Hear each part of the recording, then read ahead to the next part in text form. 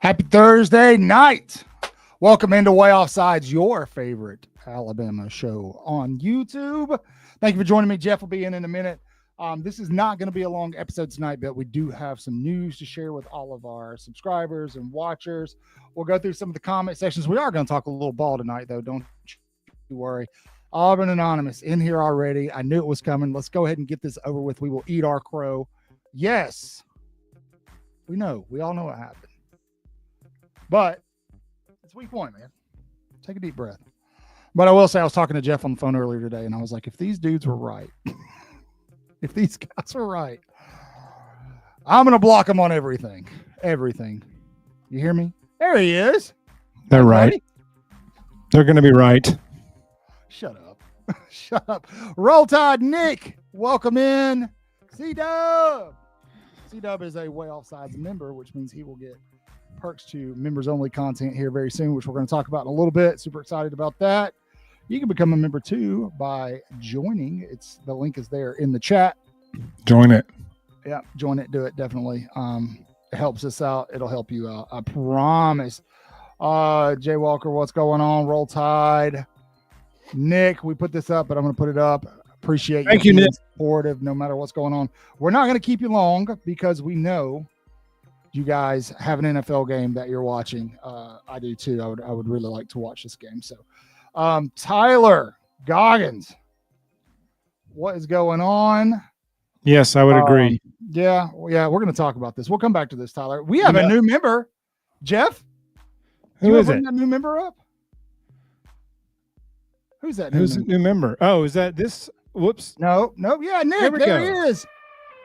Thank you, Nick. That's not loud enough. There it is. Oh, yeah, baby. All right. Brand new. Thank you, Nick. Welcome. Appreciate you, Nick. Welcome. I forgot about those. So yeah, it's been a pretty shardy week for Alabama fans. I'll say. We'll hit on that first, I guess, and then we'll get to the news. Bama goes into FSU thinking they're playing a 2-10 team from last season. Ends up looking more like the undefeated team from 2023. And Bama gets smacked around a little bit. That wasn't necessarily a problem for Alabama fans. The biggest problem was the fact that they looked atrocious. They looked slow, specifically on defense. We knew the offense was going to take a little bit to gel. That first drive was something of beauty, Jeff. They did exactly what I was hoping they would do. And then they got away from it. On the high, too. Yeah. They got away from it because Kalen DeBoer said they didn't have enough explosives in the run game. No explosives. They were only averaging 4 to 5 yards a play. That's a shame. I feel like somebody imagine how sucky it is to average 5 yards a play. I mean, that just must be brutal. That's terrible. You can't win football games that way. Not at all. I feel like someone needs to kind of explain to Kalen DeBoer, hey, those 4 or 5 yards, right? That eventually opens up the big stuff down the field. You know what I mean? Keith, what's going on? We got everybody up in here. This is great, man. Yes, Lance, I'm going to go ahead and bring this up because Lance is calling me on it, and he's absolutely right. I busted on the – wait, hold on, pause. I'm going to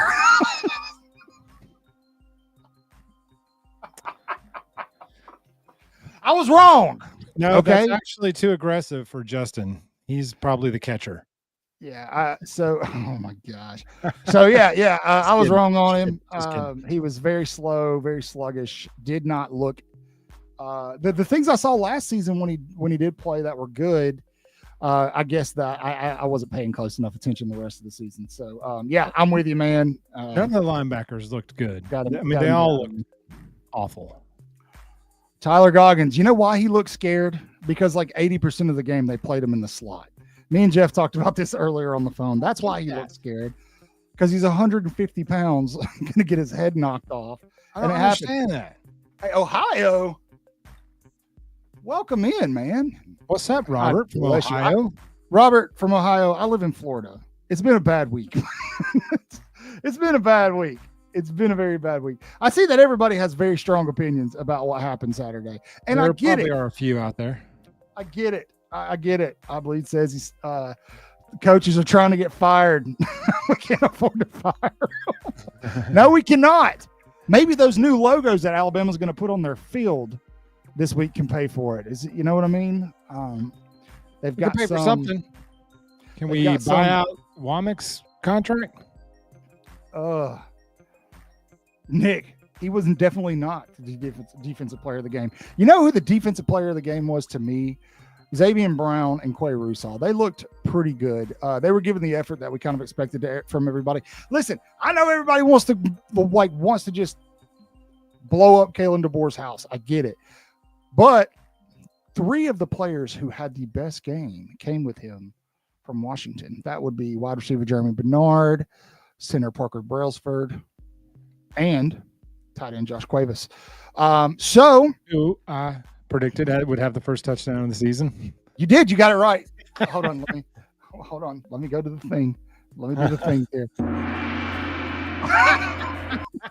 Prediction gong. That's the prediction gong.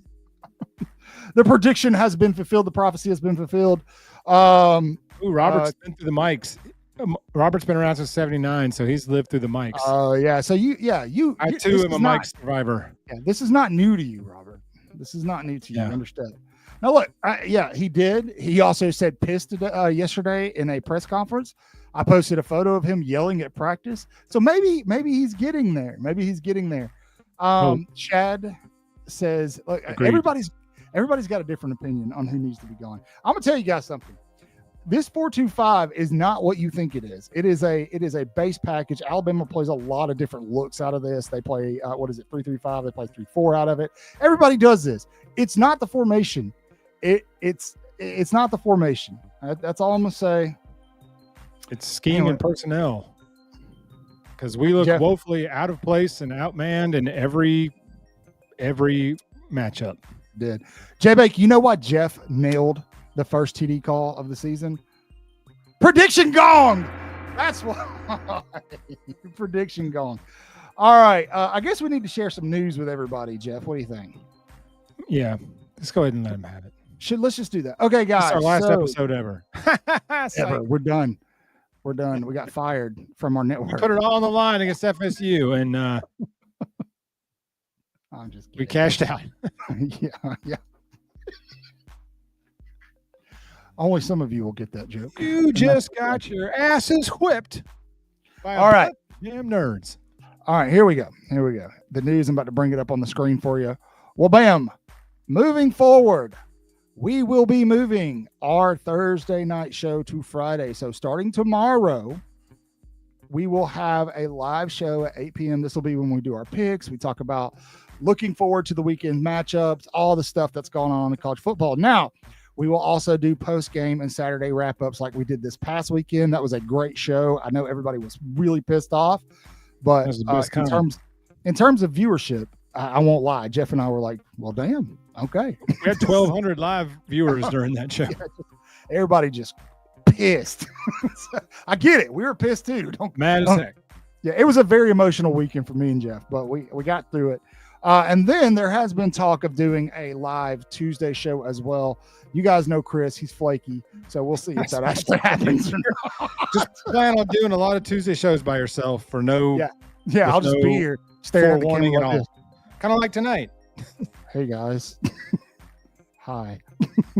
But the good news is that we're going to be pushing out a ton of content. We have been. Just some of our videos that have come up this past week. They're all on the channel. Be sure to go watch them when you get done here. They're everywhere. I've got a ton of stuff. We got a house full of recruits that are going to be in Tuscaloosa this week. Big weekend. We're going to talk about that tomorrow night. There's rumors. I've seen people everybody's going to start talking about recruiting and recruits flipping. And then Hayes Fawcett is feeding right into that little sketchy mother. But he's feeding right into that. So of course he is. But tons of content. Where the official show mother, Jay Clay, will be in Tuscaloosa, our official Waaaay Offsides mom. She will be. Herb, Raj. Yo, what's up, Herb, Raj? Did you guys hear our jokes? I want to say something. I'm going to say something.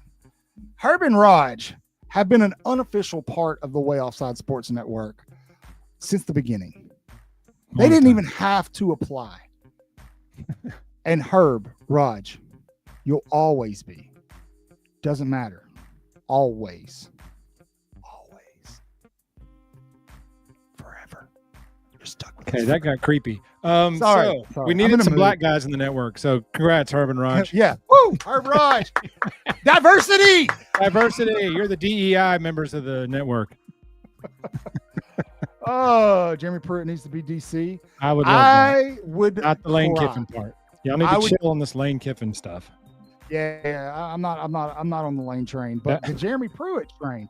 I would go get my own emotional support dinosaur and cuddle with it. I do want to say something. I know a lot of people are kind of ragging on Ryan Williams about the dinosaur thing. I would caution folks against that. We don't know the story behind that.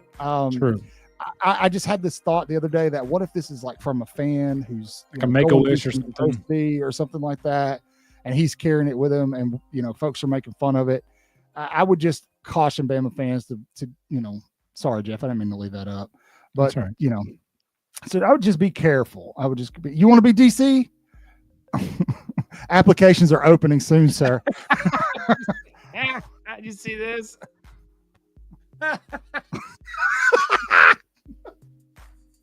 Mrs. Herb. Hey, look, context.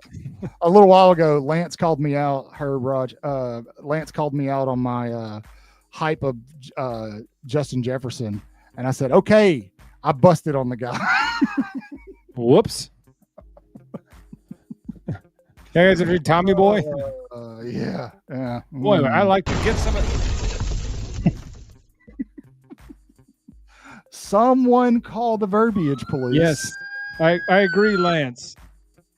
I don't want Lane Kiffin. All BAMs think Lane Kiffin's the answer. I'm like, you mean the guy that's never made the playoffs or won a playoff game at any level, got fired in the pros, got left on a tarmac? That guy? Yeah. That's the answer? No. Has Lane ever beat Alabama? No. Oh. He hasn't. Okay. So listen. Everybody's really pissed off. Jeff, fun fact. Good. Hey, I'm going to call you out. Hold on, bring Tobias. I'm going to call you out. I think it was you. Correct me if I'm wrong. But when we had Clint Lamb on the show, I think it was you that was like, I don't know why everybody's so scared of Gus Malzahn. Was that you that said that? Was it you?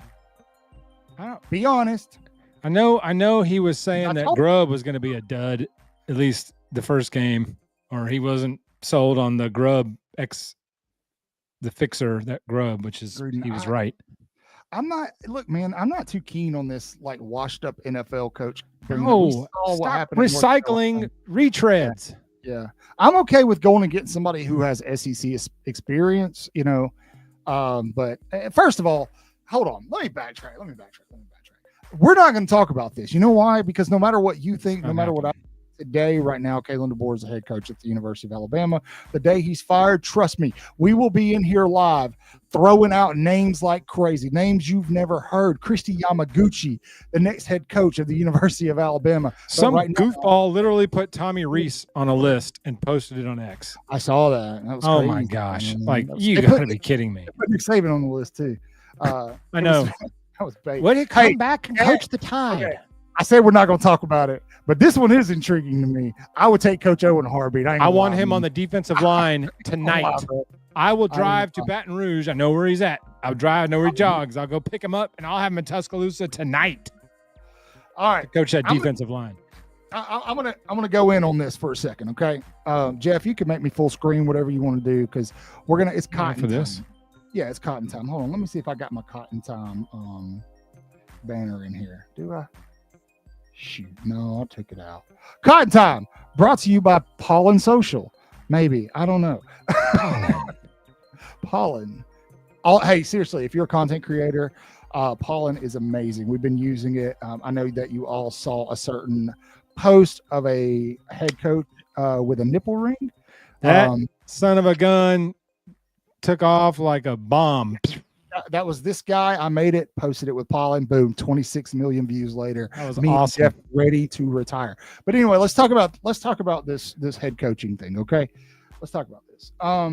Actually, we're gonna talk about the FSU game, and then we're gonna close the chapter and move forward.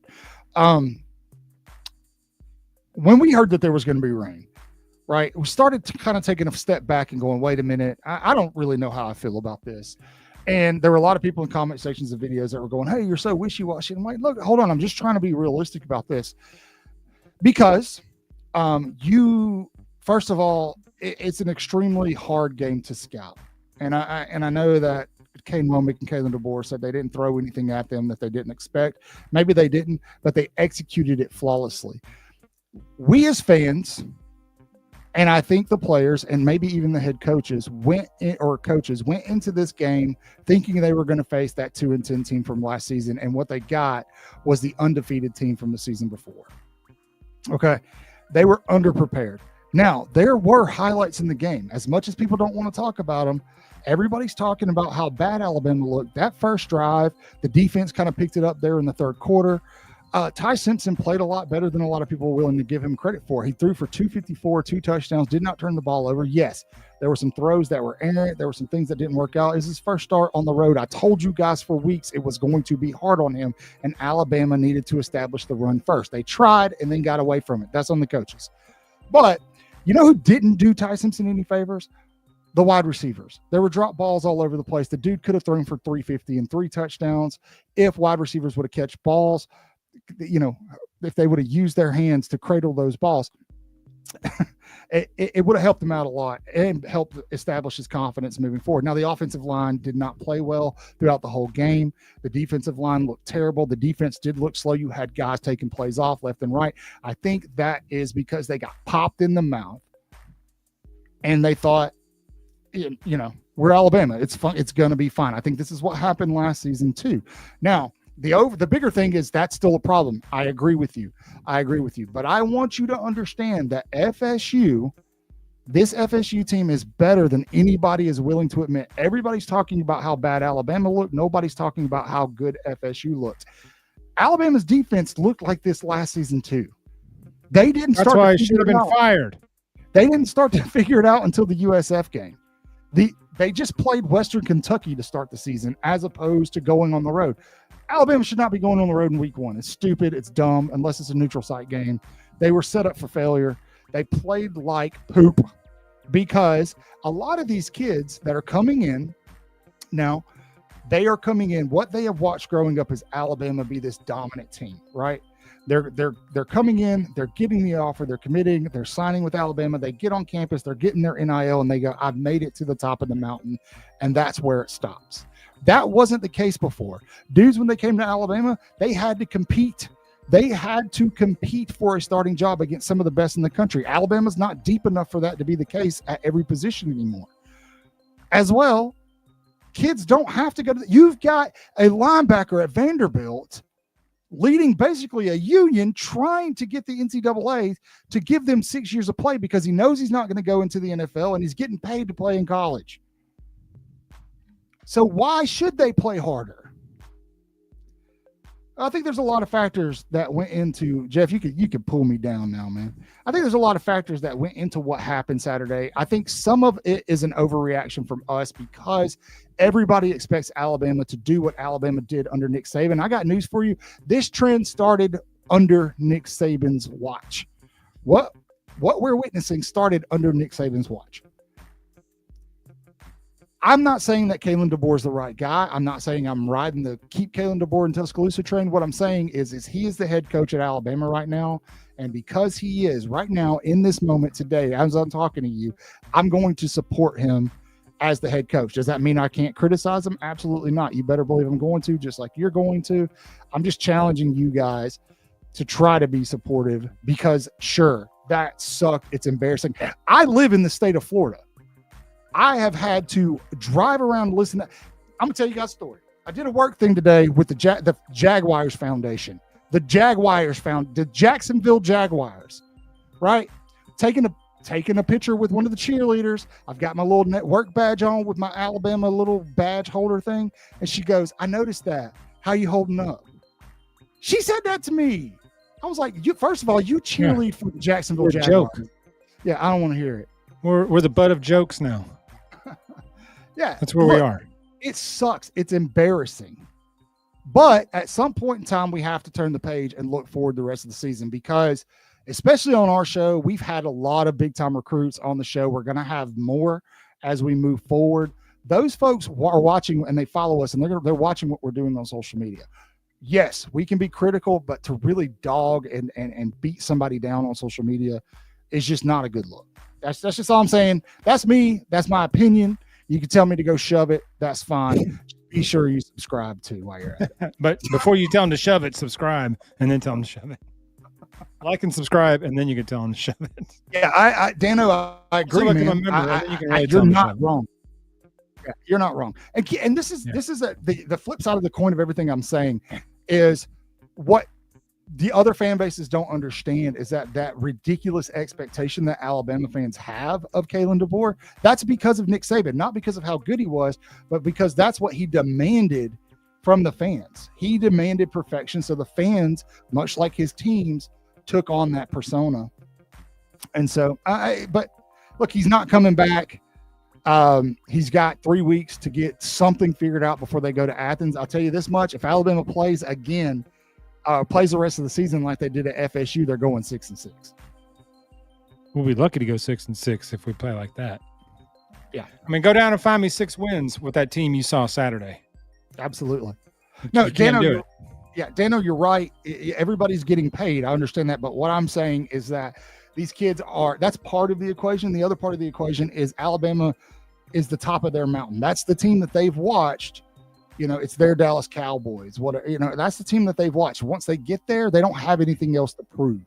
Under Nick Saban, that team was so deep. Just because you signed with Alabama, you still had to play your best every single day just to make like a starting position, right? That's not necessarily the case right now. That's all I'm saying. I'm not giving him any mulligans. I'm just saying I don't have any control over whether he gets fired or not. He's my head coach, so I'm just trying to be supportive because I have no control over the situation, man. That's what I'm saying. It's outside of your control. It's outside of my control. I'm not important enough to make those decisions. He's not going anywhere. He's not going anywhere at the end. Now, if we finish a dud season and he goes into next year with Womack as his defensive coordinator still, I can't vouch for him anymore after that. I'll tell you what's going to happen. What's going to happen is it doesn't matter how bad this season gets. He's going to fire Womack at the end of the year, and then that'll buy him another year. Or Womack will, leave for a job somewhere. He'll, leave for a job or whatever. But yes, he should have seen the red flags. He should have seen the red flags after last year. He should have pulled the plug after last year, but he didn't for some reason, and then it landed right in his face Saturday. But there was just a comedy of errors. Like nobody looked. The offensive line looked the worst. I mean, but the line has looked terrible since last year. I've never been a big fan of this OL coach. I know Bill was a big fan of his. Caden Proctor should not be getting blown up and whipped every play. He's allegedly a lottery pick in the NFL. So do they get rid of Coach Cap and go get Huff? They should. He's coaching tight ends for the Rams, but that line at Washington, they won the Remington or the Joe Moore Award, didn't they? That was a legit line. They've got a lot more beef now, but they got whipped. Yeah. Jeff, there was a play Saturday where the guy was holding off Brailsford with one arm and then tackled Richard Young with his other arm. While rubbing his unmentionables. And Brailsford looked like my little cousin when you put your hand on his forehead and they're like swinging his arms under your arm, because they can't reach you. That's what it looked like on that play. And I was like, my gosh, we're just getting manhandled. It's hard. Dewberry played okay. He played okay. I think for the fans, this is what I see fans saying. Obviously, everybody's pissed off at Kalen DeBoer, but let's say that can't happen, right? The fans are calling for Freddie Roach. They're calling for Kane. Calling for him for 5 years. But I haven't heard anybody talk about Coach Cap, Jeff, and I think that's a big problem. I like what you said there. I think that is a very, very big issue. It was even before, because remember Saban hired that guy from Kentucky and he was awful. And then it went right into this guy. Yeah, they are. They're not great. Now we've got the injury to Jeremiah Beeman. He won't be back this season. Which, golly, that sucks. It looks like Tim Keenan will be back by the time we get to Wisconsin. Y'all, listen to me. Let me say one thing, Cotton. The defensive line, we were having multiple first-round picks. We were having multiple first-round picks for several years running. We had multiple first-round picks, top 2-round picks. Go back the last 3 or 4 years. Was Jonathan Allen, that group, the last first-round defensive lineman we had? Where's the NFL caliber lineman that Freddie Roach is coaching up and putting out there?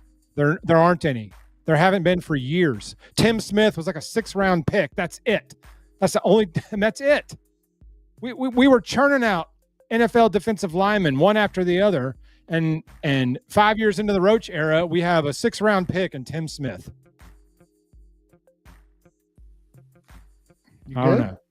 No, that was good. I like that. But, I mean, you just tell me. The results speak for themselves. Shula's last year, he had 0 players drafted, and we were terrible. That's not a coincidence. Jeff, let me ask you a question, man. Do you have any hope at all that this gets fixed before conference play? Chat, tell me. I have hope that the offense will get better. The defense, I think we're just going to have to hang on for dear life. I love you, Jeff. I'm sorry, man. All right. I'm sorry. I had that set up. I was hoping you'd be more positive so I could use that. But you're going I don't have faith that the defense will catch up. I think our offense is going to have to outscore our defense all season. I do think our offense will get better. It has to. We have too much talent on the offensive side of the ball for us to not be any good offensively. Chris, what you talking about my background, man? What's wrong? It looks legit, son. Yeah, what are you talking about? I know what he's talking about. I think I know what he's talking about. But yes, the defense, I don't have any I have little to no faith in the defensive coordinator or the scheme. or the tenacity of the guys on defense. You know, Dan Orlovsky said that Saban would have kicked half the players off the team if he'd have watched that game film from Saturday. If we had a Roe McClain in the locker room, Saban would be the least of their problems. But we don't have that. We don't have that guy in the locker room. You know, when CJ was in there, or Ruben, or Roe, you know, or Reggie, when those guys were in the locker room, the coach was the last thing you had to worry about. If you started loafing, if you were jogging after the ball, push the solo layout button on me. There you go. Or if you were loafing after the ball, 21 loafs they called out. Bray was all over ESPN, jogging after plays, missing tackles in the backfield. I mean, it was just like you wouldn't have to worry about the coach getting on to you. You'd have to come to the sidelines and face Rolando McClain or Reggie Ragland or Reuben Foster, whoever the dog was. We don't have that dude, I don't believe, on the field now. Corey, I don't think it's a talent problem. I disagree with this comment fervently. I don't think it's a talent problem at all. It is an effort problem, clear as day, and it could be a coaching problem. We'll see. No, Nick, you're absolutely right. That was evident. Agreed. But the question becomes, if he was that bad, why was he out there? Yeah, it's Dylan Moses all over again. That's what I'm having flashbacks of. Is a good linebacker coming off an injury and plays about 70% and is clearly not himself. I mean, Lawson was late to several spots. Stephen, he is coaching tight ends with the Rams. Yes. So Jeff and I were just talking about that. Would love to have Huff down there in Tuscaloosa. Yes. But, you know, do we want Kalen DeBoer constantly hiring his friends? You know, I fixed it, Chris. I changed it. Okay. Technique.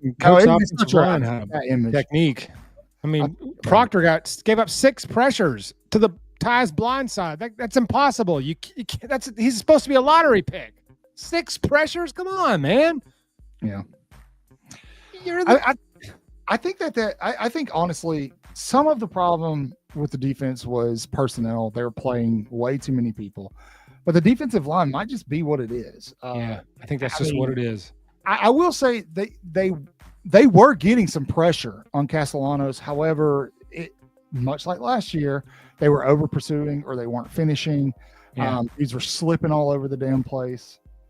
They were just late. Everybody on defense was 2 steps late everywhere. Well, yeah, everybody. And then we finally got a sack, and James Smith goes Ric Flair and drops elbow on the quarterback and gets a personal foul, first down. I mean, that was huge. That was huge. Absolutely crazy. That was humongous. I mean, and then I wanted somebody to get upset about it, and nobody did. I was like, okay, well, maybe I'm overreacting to a late hit elbow drop that cost us a big 3rd down stop.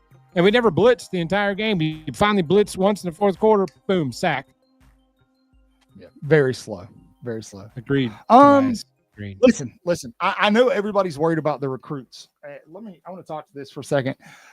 Because of how Alabama has utilized their NIL this cycle, I'm not that worried about it.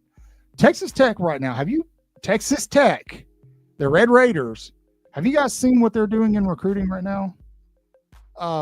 In the 2027 class, they're terrible. They've historically not been great, right?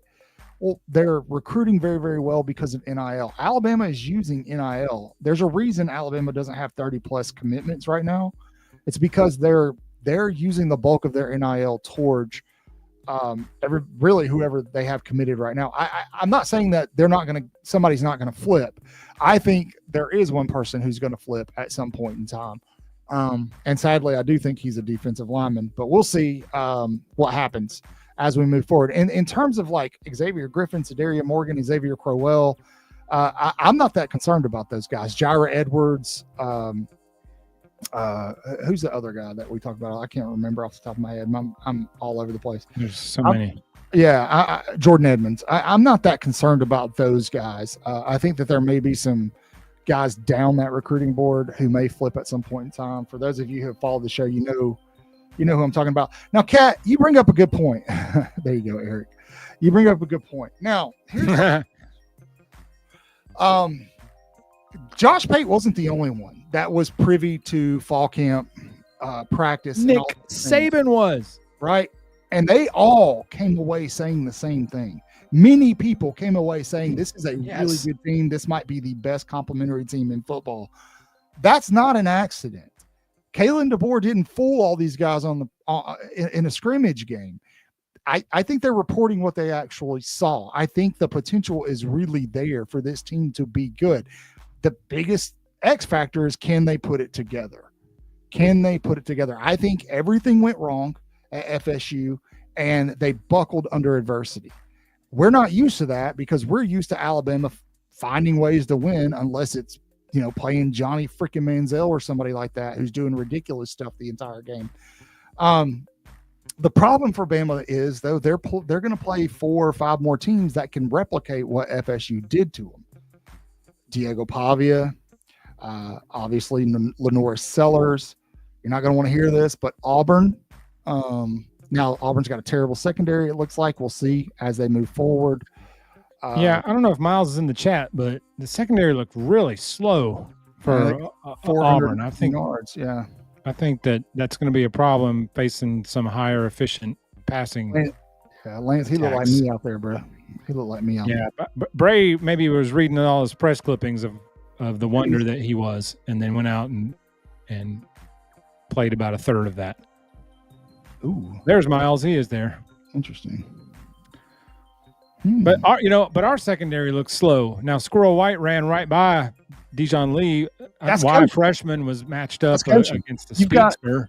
You've got a what, 6'4", 215-pound true freshman corner, like playing tight coverage on Squirrel White. What do you think's going to happen? He flies. Yeah, Squirrel White can fly. And he was gone down the sideline, and poor Dijon Lee had no shot. But once again, like you said, Michael, he was put in a position to fail. Yeah, no, absolutely. You've got to put your players in a position to succeed. You don't see Tim Keenan playing safety and breaking out in man coverage. No. And kudos to Florida State for taking advantage of it. And Castellanos made a great throw. Gus Malzahn, I mean, y'all guys forget that that style of offense, that was a pain in Nick Saban's, and it wasn't just Gus Malzahn. Anybody remember Georgia Southern? Like, I can't remember the year, but I mean, they rushed for like 300 yards. 2011 maybe, or something like that. Yeah, the difference is Alabama had enough talent to still win that football game, and you had Nick Saban. Now, Kalen DeBoer, his track record is not good right now, especially on the road. Now 2-5. I really think what's going to happen is towards the end of this Louisiana Monroe game, you're going to kind of start to see the defense settle in, just like the USF game, and it'll solidify itself just like it did last year. Now, the problem with that is that will work great against some offenses. That'll work great against offenses who don't use a primary running quarterback. It'll work great against LSU, I think, with Garrett Nussmeier. But you've got Georgia, who now has Gunnar Stockton, who is a very gifted runner. Diego Pavia the week after. You've got maybe Lenora Sellers coming up right after that. Who else are we talking about? Jackson Arnold.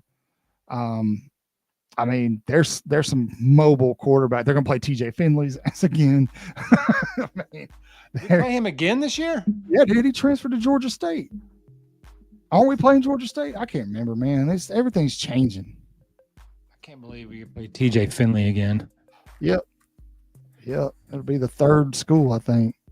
Fourth. No, never mind. Disregard. We're playing Eastern Illinois. I saw the cat okay. video and got confused. Yes, Mateer. That guy's a beast. Yeah, he is. That is my Heisman candidate guy right now. Him and sadly Nussmeier, but I don't think. But here's the other thing, guys. It's week 1. Like this, college football is notorious for this. Everybody's got these hot takes after the first week of college football, and they rarely play out how everybody sees it because we don't know how good anybody actually is right now. We don't know how good FSU is. We don't know how good Clemson is. We don't know how good these teams are. because there's not a big enough sample size. Like we'll talk about it in 4 or 5 weeks. But with all that said, if Alabama doesn't figure something out, they're gonna go 8-4, 7-5, or 6-6. And I will admit it, the AA guys called it. Like if Alabama goes 6-6, Kalen DeBoer's gone.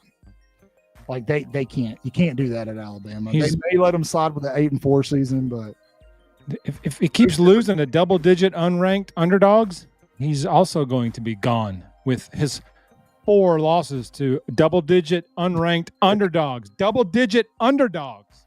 Yeah, there you go, Eric. Well, lost 4 of them.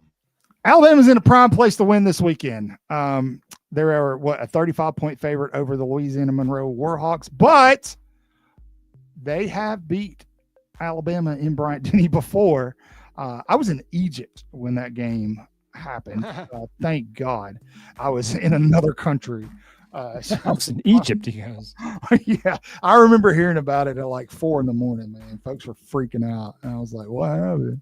I mean, yeah. Now, Florida State is going to be in the mix. They're not going to go undefeated, obviously. Nobody will, but they're going to be in the mix. That's a solid football team. They got the right coordinator with the right quarterback to fit what he does.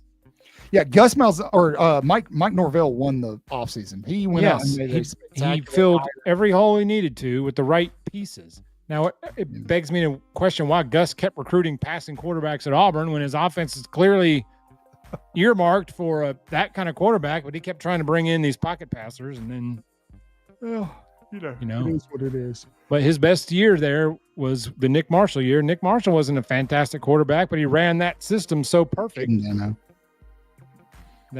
not putting that up. He got drafted he went undrafted and signed to the practice squad as a safety.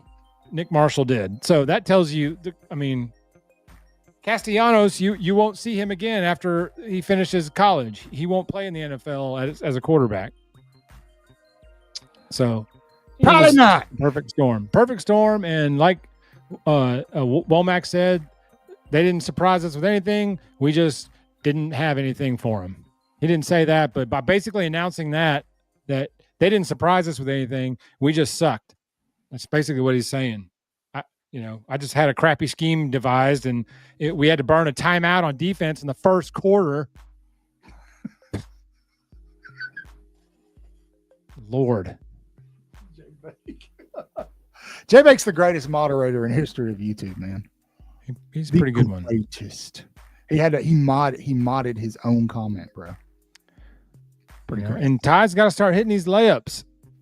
We watched Tobias sent me a video today we watched, and Sean King was talking about how Ty missed like 10 layups in that game. Yeah. And I'm like, you got to hit the layups. A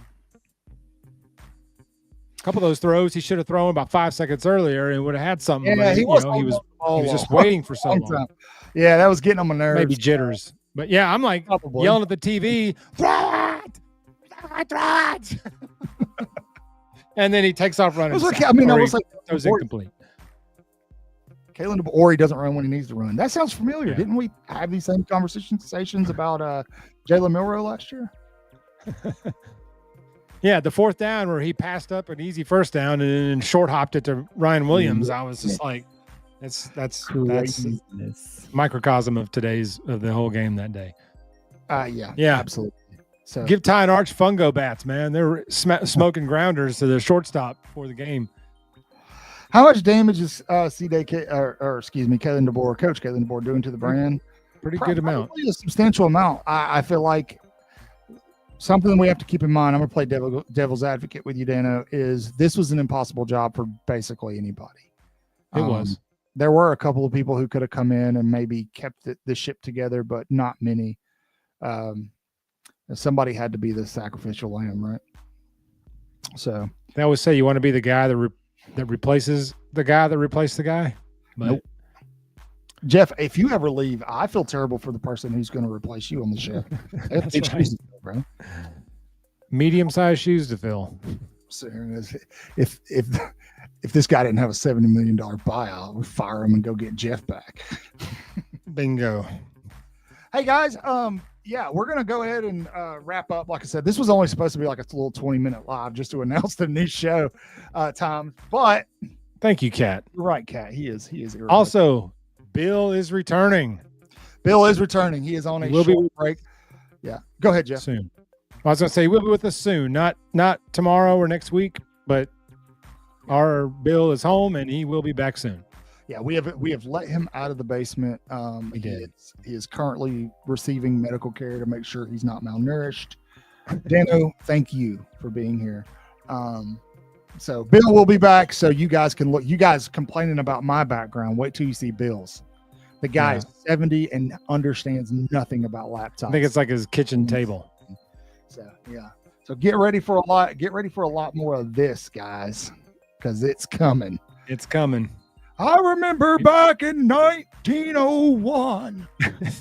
We've been without it for a year, so yeah, it's gonna be probably good got a few coming. back. So you guys make sure when he comes back, everybody needs to be there. Roll Tide, Nick.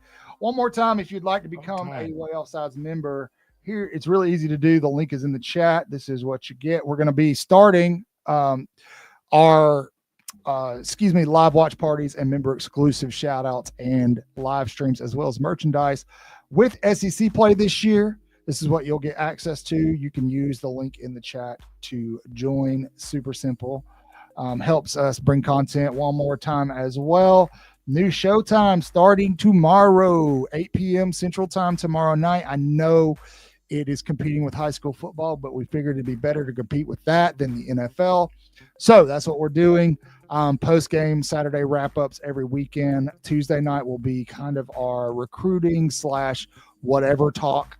I know you guys love some recruiting, and as flip season is on the horizon and everybody's scared Bama's going to lose their class, join us on Tuesday nights for that. That's all I've got. Jeff, you got anything you want to say to the people? We love the people. We love our Crimson Tide. We're not going anywhere. We just fired up.